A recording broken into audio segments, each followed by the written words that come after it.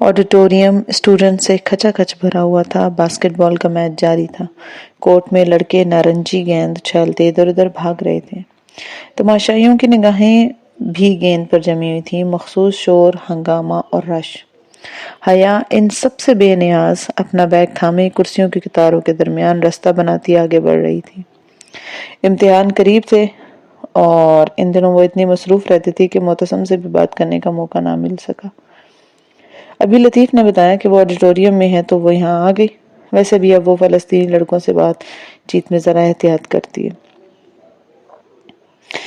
नहीं, वो तो वैसे डिसेंट और भाइयों जैसे, मगर वो नहीं रही थी। और वो जानती थी कि अब वो स्कार्फ लेती है सो इसके नाम के साथ कोई गलत बात जुड़ी तो बदनामी इसके स्कार्फ की होगी। इसलिए इसकी कोशिश थी कि वो मोतसम या हुसैन वगैरह से तन्हाई में ना मिले, बल्कि किसी भी ऐसी जगह मिले जहाँ सब सामने हो। वो तीसरी कतार में बैठा हुआ था, निगाहें खेल पे मरकूज किए कुर्सी पर आगे होकर बैठा। वो मैच की तरफ मुतवज्जो था। इसके बाएं तरफ 2 कुर्सियां खाली थी। वो एक कुर्सी पर अपने और इसके दरमियान छोड़कर बैठ चुकी थी और बैग से पजल बॉक्स निकालकर इसके सामने किया। वो चौंका। मैंने इसे खोल लिया। इसका कोड टॉक्सम था। क्या तुम आगे मेरी मदद करोगे? ओह सलाम, ठहरो मैं देखता हूँ। मोतसम ने दराज खोली और कागज पे लिखी तहरीर पढ़ी। फिर इसे पलटा। बारकोड तो अशिया के पैकेट्स पे लगा होता है ना। इसे कोई मशीन ही डिटेक्ट कर सकती है। ये बारकोड भी किसी मशीन के लिए ताकि वो इसे पहचाने, मगर किधर? शायद इस सतह से कोई मदद मिल सके। बज़ाहिर तो ये लगता है कि ये सतर इस चाबी तले लिखे 2 नुक्तों और इस लफ्ज की तरफ इशारा कर रही है, और ये लफ्ज किसी ताले की तरह इशारा कर रही है। वैसे इमानत किसे कहते हैं? ये इमानत है ना, हमारा वाला अमानत। तुर्क में भी इसको यही कहते हैं। इसने गहरी सांस खींचकर अंदर लिया। एक तो तुर्क और उर्दू की मुमासलत। मुझे लगता है आया कि इसने तुम्हारी कोई अमानत कहीं लॉक लगा कर रख दिया और इसकी चाबी तुम्हें दे दिया। हो सकता है ये कोई अजीमुशान सा महल हो या कोई ब्रांड न्यू गाड़ी। मुझे ऐसा कुछ भी नहीं लगता। हो सकता है इस बॉक्स में कोई नादीदा लिखाई हो और आंच दिखाने से मैं कोशिश कर चुकी हूँ। इस एक लफ्ज अमानत के सिवा इसमें कुछ भी नहीं है। इम्तिहानों के बाद कुछ सोचूंगी, अभी तो इस किस्से को बंद ही कर देते हैं। मोतसम ने भी हार मान ली थी। वो ऑडिटोरियम से निकल रही थी जब इसका मोबाइल बजा। अम्मा इसे तो फोन नहीं करती। फिर इसने बैग से मोबाइल निकाल कर देखा। ये वही पाकिस्तानी नंबर था जिससे पहले भी मेजर अहमद ने इसे फोन किया था। हेलो। कुर्सियों की कतार से रास्ता बनाते हुए जरा ऊंचा बोली। इर्द गिर्द के शोर में मेजर अहमद की आवाज बमुश्किल सुनाई दे रही थी। अस्सलाम वालेकुम, कैसी हैं आप हया? वो अब इसे चिढ़ती नहीं थी, बल्कि जरा एहतियात से बात कर लेती थी। वालेकुम अस्सलाम, मेरी खैरियत तो आपको पता ही रहती होगी। जवाबन वो धीरे से हंसा। अब ऐसा भी नहीं है। आपको लगता है मुझे आपके अलावा कोई काम नहीं है? मुझे लगता तो खैर यही है कि आपको और पाशा को मेरे अलावा कोई काम नहीं है। गुस्से में है? खैरियत? कोई मजाक कर रहे हैं आप मेरे साथ? मैं कितनी पहेलियां बूझूं? मैं माजरत ख्वाह हूँ। बात चीज़ें इतनी हसास होती हैं कि इन्हें बहुत राजदारी से किसी के हवाले करना पड़ता है ताकि वो गलत शख्स के हाथ न लग जाए। वैसे 1 घंटे का काम था, आपने इतने दिन लगा दिए। खैर, आपका पजल तो मैं हल कर लूंगी, मगर क्या गारंटी है कि आखिर में मुझे अप्रैल फूल के अल्फाज नहीं मिलेंगे। अब वो सीढ़ियों पर बैठ गई थी। इतना गैर संजीदा समझती हैं आप मुझे? क्यों? क्या आप ही नहीं है जो ख्वाजा सरा बनकर मुझसे मिले थे? वैसे कभी शर्मिंदगी नहीं हुई आपको इस बात पे? शर्मिंदगी कैसी? मैं ख्वाजा सरा बनकर ही तो आपसे मिला था। ख्वाजा सरा बनकर कोई महफिल में तो नहीं मैं गया था। मैंने कोई महफिल तो नहीं लगाई थी। मगर ख्वाजा सरा बनना बजाते खुद बहुत अजीब है। क्यों? क्या ख्वाजा सरा इंसान नहीं होते? क्या वो जानवर होते हैं? मैंने इनका हुलिया अपनाया था, मगर आपके लिए नहीं। मैं तो अपने काम से वो सब बना था। बस इसी दौरान आप मिल गए। आप अपने काम ख्वाजा सरा बंद कर निकलवाते हैं? कभी मेरे ऑफिस आइएगा, मैं आपको अपने काम की तफसीलात बताऊंगा। आपके ऑफिस में कभी नहीं आ रही, मगर वो इमानत, वो कैसे ढूंढूं मैं? जो लिखा है इस पर गौर करें ना। वो डॉली की इमानत है اور وہ اسی کو ملنی چاہیے جو اپنی صلاحیتوں سے خود اس کے قابل ثابت ہو. کیا آپ اتنی باصلاحیت ہیں؟ چاہے اس نے جتا کر کہتے ہوئے فون بند کر دیا. صبح کی دھوپ ابھی تک سیڑھیوں پہ اس کے قدموں میں گر رہی تھی. کلینک کے انتظار گاہ میں ٹھنڈی سے خنکی چھائی ہوئی تھی. وہ کاؤچ پہ خاموشی سے بیٹھی اپنی باری کا انتظار کر رہی تھی. حالے کے توسط سے اس نے ایک ڈرماٹولوجسٹ سے وقت لیا تھا. اس کے بال بظاہر ٹھیک نظر آتے تھے اور عائشہ کے دیے گئے لوشن کام کر رہے تھے، مگر ہاتھ لگانے پہ وہ پہلے سے ذرا روکھے لگتے تھے، اور سر کی جلد جو خراب ہو گئی تھی وہ الگ. حیا نے اپنا پرس اپنے پاس رکھا ہوا تھا. ٹریسر والی ڈبیا ڈورم میں رہ گئی تھی اور اب اسے استنبول وہ اپنے ساتھ لے کر نہیں جاتی تھی. تبھی اس کے ساتھ والی نشست پر ایک سیاہ عبایا والی لڑکی بیٹھی. بیٹھتے اس نے چند گہرے سانس لے کر تنفس بحال کیا، پھر ٹشو سے نقاب کے اندر چہرہ تپتپانے لگی. اس کے انداز سے لگ رہا تھا کہ وہ پیدل چل کر آئی ہے اور بہت تھک گئی ہے. حیا نے لاشعوری طور پر نگاہوں کا زاویہ موڑ کر اسے دیکھا. جانے کیوں آج کل وہ عبایا اور حجاب والی لڑکیوں کو بڑے غور سے دیکھتی تھی. استنبول میں ایسی لڑکیاں بہت کم نظر آتی تھیں، البتہ سکارف اور لانگ سکرٹس والی لڑکیاں بہت ملتی تھیں. اکثریت ایسی لڑکیوں کی ہوتی جن میں سے ایک اس کے سامنے کاؤچ پہ بیٹھی ہوئی تھی. مختصر سکرٹ، بنا آستین کے بلاؤز اور خوبصورت بال. وہ ٹانگ پہ ٹانگ رکھے بیٹھی گھٹنے پہ پھیلا میگزین پڑھنے میں مصروف تھی. استنبول کی علامتی لڑکی. اس کے سکرٹ کا رنگ نارنجی تھا، بالکل ان دو کراؤن فش جیسا جو ان دونوں کاؤچز کے درمیان رکھی ایکویریم میں تیر رہی تھی. ننھی سی نارنجی مچھلیاں، جن کی زندگی، جن کی سانس اور جن کی آواز سب پانی تھا. اباول لڑکی اب پرس کھول کر کچھ تلاش کر رہی تھی. حیا بھی اسے یوں ہی دیکھے جا رہی تھی. دفعتاً اس نے پرس سے ایک اور اورنج جوس کی بوتل نکالی اور اس کا ڈھکن اتارا، پھر ذرا احتیاط کی اور حیا کی طرف بڑھائی. نو تھینکس. وہ لڑکی مسکرا کر بوتل میں اسٹرا ڈالنے لگی. سیاہ نقاب میں اس کی سرمئی آنکھیں بہت خوبصورت لگ رہی تھیں. آپ ہمیشہ عبایا پہنتی ہیں؟ نقاب تلے ایک گھونٹ لیتے ہوئے اس نے اس بات میں سلا. آپ کو گھٹن نہیں ہوتی اس میں؟ میرا دل اللہ نے اس لیے کھول دیا ہے، سو گھٹن کیسی؟ اور ویسے بھی مسلمان لڑکی تو مضبوط ہوتی ہے نا. اس نے بوتل کا ڈھکن بند کرتے ہوئے کہا. مگر مجھے تو نقاب کو سوچ کر ہی گھٹن ہوتی ہے. ہو سکتا ہے یہ صرف آپ کے ذہن میں ہو. آپ کے ذہن میں ایسی باتیں آتی ہوں گی نا. کیا بہت پڑھے لکھے ماڈرن قسم کے لوگوں کے درمیان بیٹھ کر آپ کو احساس کمتری کا شکار نہیں ہوتا؟ بہت ماڈرن قسم کے لوگ تو میرے جیسے ہی ہوتے ہیں نا. میری شریعت تو دنیا کی سب سے ماڈرن جدید شریعت ہے. احساس کمتری تو انہیں ہونا چاہیے جو جاہلیت کے زمانے کا تبرج کرتے ہیں. تبرج سمجھتی ہیں؟ اسے اندازہ تھا، پھر بھی اس نے نفی میں گردن ہلائی. تبرج؟ کیسے سمجھاؤں؟ تم نے دبئی کے وہ اونچے اونچے ٹاورز تو دیکھے ہوں گے نا، برج العرب، برج الخلیفہ. ہاں، تصاویر میں. بس اسی برج سے یہ تبرج نکلے ہیں. کسی شے کو اتنا نمایاں اور خوبصورت بنانا کہ دور سے نظر آ جائے. وہ صدیوں پہلے حضرت یوسف علیہ السلام کے مصر کی عورتیں تھیں جو تبرج کرتی تھیں. وہ ابو جہل کے عرب کی عورتیں تھیں جو زیب و زینت کر کے مردوں کے درمیان سے گزرتی تھیں. اگر استنبول کی لڑکیاں ان زمانہ جاہلیت کی عورتوں کی پیروی کرتی ہیں تو وہ ماڈرن تو نہ ہوئی نا. ماڈرن تو میں ہوں، تم ہو، پھر کیسی شرمندگی؟ اللہ اللہ، یہ اعتماد. وہ دم خود رہ گئی تھی. تمہیں لگتا ہے تم کبھی نقاب نہیں پہن سکتی؟ وہ اب ٹشو سے پیشانی پہ آئے پسینے کے قطرے تھپتھپا رہی تھی.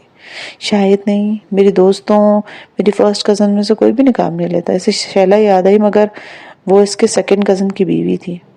تو تم یہ رواج ڈالنے والی پہلی لڑکی بن جاؤ. اس سے کیا ہوگا؟ جو غارِ سور کے آخری سوراخ پہ اپنا پاؤں رکھ دیتا ہے نا، اور ساری رات سانپ سے ڈسے جانے کے خوف کے باوجود بھی اف نہیں کرتا، اس کی اس ایک رات کی نیکیاں حضرت عمر بن خطاب کی زندگی بھر کی نیکیوں کے برابر ہوتا ہے. مگر ہر شخص ابو بکر نہیں نہ بن سکتا. ابو بکر صرف ایک ہی ہے، پہلوؤں میں پہل کرنے والا. اس کی باری پکاری گئی تو وہ چونکی، پھر سلام کر کے اٹھ گئی. اسے اب اس لڑکی سے کچھ نہیں کہنا تھا. اس کا ذہن صاف تھا، اس کراؤن فش کے نارنجی پن کی طرح شفاف اور صاف. مگر وہ جانتی تھی کہ وہ کبھی اپنا چہرہ نہیں لپیٹ سکتی. اس تصور سے اس کا دم گھٹتا تھا. ایکویریم کے پانی میں اسی طرح بلبلے بن اور مٹ رہے تھے. دو مچھلیاں بنا تھکے ایک دوسرے کے پیچھے دائرے میں دوڑ رہی تھیں۔ دائرہ جس میں آغاز اور اختتام کی تفریق مٹ جاتی ہے۔ استقلال جدیسی میں معمول کی چہل پہل تھی۔ ٹھنڈی سی دھوپ گلی کی دونوں اطراف میں اٹھی قدیم عمارتوں پہ گر رہی تھی، گویا سنہری برف ہو۔ وہ جہاں کے ساتھ چلتی چلتی آگے بڑھ گئی۔ پھر اتفاق ہوا اس نے سیاہ سکارف اور سیاہ سکرٹ کے ساتھ گرے بلاؤز پہن رکھا تھا، اور جہاں نے سیاہ جینز پہ گرے آدھی آستین والی ٹی شرٹ۔ آج جب ادھر آئی نا تو اس کی خواہش تھی کہ وہ استقلال اسٹریٹ کو ختم کرنا چاہتے ہیں، اسے اس گلی کا انت دیکھنا ہے۔ اب وہ اسی لیے چلتے جا رہے تھے۔ کچھ بھی ہوگی؟ جہاں نے رک کر پوچھا، پھر جواب کا انتظار کیے بغیر ایک کیفے میں چلا گیا۔ جب باہر آیا تو اس کے ہاتھ میں 2 ڈسپوزیبل گلاس تھے اور بغل میں رول شدہ اخبار۔ شکریہ، اس نے مسکراتے ہوئے گلاس تھاما۔ جھاگ سے بھرا پینا کولاڈا تھا، ناریل اور اناناس کی رسیلی خوشبو اور 2 ٹاکسم اسکوائر سے اٹھتی ٹیولپس کی مہک۔ اس نے آنکھیں بند کر کے سانس اندر کھینچنی چاہی۔ جہاں سکندر کا خوبصورت استنبول۔ اچھا۔ وہ خود ہی تبصرہ کر کے گھون بھر رہا تھا۔ حیا نے اس کے گلاس پکڑے ہاتھ کو دیکھا۔ اس نے وہ پلاٹینیم بینڈ نہیں پہن رکھا تھا۔ یہ ان کی منگنی کے بعد پہلی ملاقات تھی، اور اس میں اتنی انا تو تھی کہ اسے خود کبھی اس موضوع کو نہیں چھیڑا تھا۔ تم اس روز 2 دفعہ آئی تھی نا، بیک ڈور کی ضرورت کیوں پڑ گئی؟ وہ سرسری انداز میں پوچھ رہا تھا۔ یقیناً اس کے ورکر نے اسے پوری رپورٹ دی تھی، مگر جواب اس کے پاس تیار تھا۔ عائشہ گل نے بے شک کہا تھا کہ سچ سے بہتر کوئی جواب نہیں، مگر اس وقت کون سا عائشہ گل اس کو دیکھ رہی تھی؟ کوئی جاننے والا نظر آ گیا تھا۔ حالے اور میں اسے ٹاکسم میں ٹکرانے سے بہتر سمجھتے تھے کہ دوسری گلی میں چلے جائیں۔ ویسے بھی شٹل کے آنے تک ہمیں انتظار تو کرنا ہی تھا نا۔ اگر کبھی پچھلی گلی میں کوئی جاننے والا ملے اور تمہیں استقلال میں آنا پڑے تو بے شک برگر کنگ کے اس دروازے کا استعمال کرنا، اس کے پچھلی طرف گھنٹی بھی ہے۔ گلاس خالی کر کے جہاں نے کچرے دان میں اچھال دیا۔ حیا کا بھی آدھا گلاس باقی تھا۔ تم بتاؤ، تمہیں لندن کب جانا ہے؟ وہ کافی اونچی آواز میں بولی تھی۔ قریب سے گزرتے تاریخی سرخ ٹرام میں سوار سیاحوں کا گروہ اونچی اونچی آواز میں سیٹیاں بجاتے، جس کے باعث کان پڑی آواز سنائی نہ دیتی تھی۔ اگلے ماہ کا سوچ رہے ہیں، تب تک تم بھی فارغ ہو جاؤ گی۔ باقی ایکسچینج اسٹوڈنٹس کہاں جا رہے ہیں؟ کچھ ٹرکی میں گھومیں گے، کچھ قطر میں، کچھ پیرس میں اور کچھ دبئی میں۔ تو تم ہمارے ساتھ لندن چلو نا، پھر جولائی میں واپس آ کر کلیئرنس کروانا اور واپس پاکستان چلے جانا۔ میں اپنی دوست کے ساتھ بیو قدا میں رہنا چاہتی ہوں۔ گو کہ جہاں کے ساتھ لندن جانے کا خیال کافی پرکشش تھا، مگر اس نے فوراً حامی بھرنا مناسب نہیں سمجھا تھا۔ اوہ ڈونٹ ٹیل می کہ تم ابھی تک وہی رپورٹ لکھ رہی ہو۔ جہاں نے ہاتھ ہلا کر گویا ناک سے مکھی اڑائی تھی۔ حیا نے گردن پھیر کر اسے دیکھا۔ حالانکہ دوست چھاپنے کے لیے تیار ہے، مگر جہاں کے منع کرنے پہ اس نے وہ رپورٹ بند کر دی تھی۔ آج صبح ہی وہ اس بارے میں سوچ رہی تھی۔ اسے لگا یہ سب کسی با اعتماد شخص سے شیئر کرنا چاہیے، اور میجر احمد سے بڑھ کر کسی پر اعتبار نہیں کر سکتی۔ تبھی اس نے صبح میجر احمد کو ٹیکسٹ کیا تھا کہ وہ بات کرنا چاہتی ہے، مگر کوئی جواب نہیں آیا تھا۔ نہیں، میں نے اسے ذہن سے نکال دیا ہے۔ Good girl. وہ ایک دم اس کے بالکل مقابل میں آ کر کھڑا ہوا، یوں کہ حیا کا سامنے کا منظر چھپ گیا۔ وہ ناسمجھی سے اسے دیکھنے لگی۔ بعض دفعہ جو ہم دیکھتے ہیں نا، وہ ہو نہیں رہا ہوتا، اور جو ہو رہا ہوتا ہے وہ ہم دیکھ نہیں رہے ہوتے۔ یہ کہتے ہوئے اس نے رول شدہ اخبار کھولا اور پھر سے لپیٹنے لگا، یہاں تک کہ کونا آئس کریم کی سنہری کون کی طرح اس نے اخبار کے رول کو رول کر دیا۔ پھر اس نے حیا کا گلاس لینے کے لیے ہاتھ بڑھایا۔ حیا نے ناسمجھی سے گلاس اسے پکڑایا۔ ایک چیز ہوتی ہے نظر کا دھوکہ۔ لوگ وہ نہیں ہوتے جو وہ نظر آتے ہیں، اور جو وہ ہوتے ہیں نا، اسے وہ چھپا کر رکھتے ہیں۔ اس نے گلاس کون کے منہ میں انڈیل دیا۔ جوس دھار کی صورت میں اخبار کی کون میں سے گرنے لگا۔ جہاں نے خالی گلاس حیا کو تھمایا اور اخبار کی کون کو مزید لپیٹنا شروع کیا، پھر اس کا منہ بند کر دیا اور مخالف سمت سے اخبار کھولنے لگا۔ تہیں کھلتی گئیں اور پورا اخبار کھل کر سامنے آ گیا۔ صفحے سوکھے تھے اور جوس غائب تھا۔ زبردست، وہ مسکراتے ہوئے تالی بجانے لگی۔ وہ جانتی تھی کہ یہ کوئی ٹرک ہے۔ اس نے یقیناً کسی مہارت سے جوس کہیں آس پاس گرا دیا تھا، پھر کچھ اور کیا ہوگا۔ بہرحال اس کا انداز متاثر کن تھا۔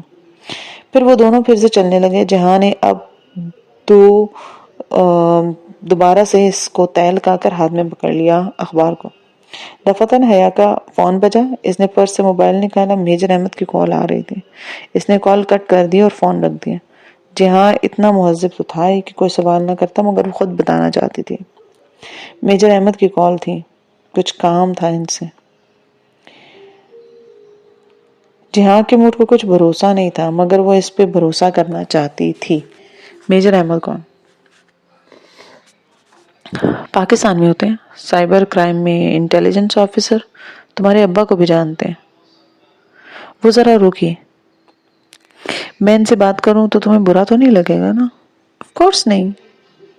کون کتنا قابل اعتماد ہے یہ فیصلہ تم خود کر سکتی، کیونکہ میرے نزدیک تو سب ایک جیسے ہی ہوتے ہیں۔ اتنی بے یقینی بھی اچھی نہیں ہوتی۔ جی ہاں ریئلی؟ جیسے تمہیں یقین ہے کہ تمہارا جوس میں نے کہیں گرا دیا ہے۔ پھر وہ اس کے مقابل کھڑے آ گیا اور گلاس لینے کے لیے ہاتھ بڑھایا، جو جانے کیوں وہ ابھی تک پکڑے کھڑی تھی۔ یقیناً تم نے ایسا کیا ہوگا۔ اس نے گلاس جہاں کو تھما دیا۔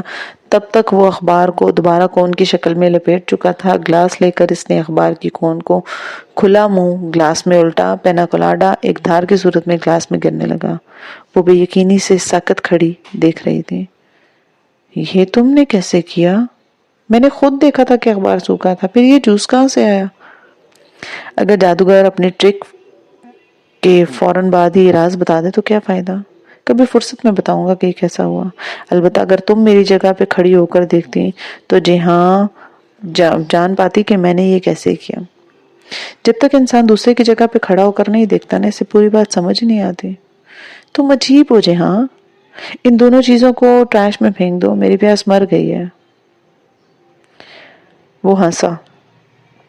نہیں، تمہاری پیاس ڈر گئی ہے۔ اور اس نے وہ دونوں چیزیں قریب کچرے دان میں اچھال دی۔ دور سامنے گلی کے اختتام پر ایک اونچا ٹاور تھا، جس نے گلی کا دہانہ بالکل بلاک کر رکھا تھا، جیسے زمین سے اگایا ہو۔ وہ یوں تھا جیسے پاکستان میں اونچی گول سی اینٹوں کی بھٹی ہو، ویسے ہی سلنڈر نما ٹاور جس کا گنبد کون کی شکل کا تھا۔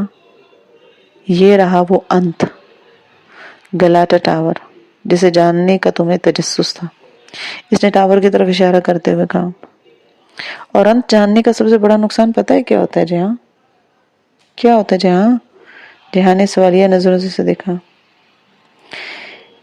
انسان کا سفر ختم ہو جاتا ہے۔ اس نے گہری سانس لی اور پلٹ گیا، اور وہ شانے اچکا کر اس کے پیچھے ہو لیا۔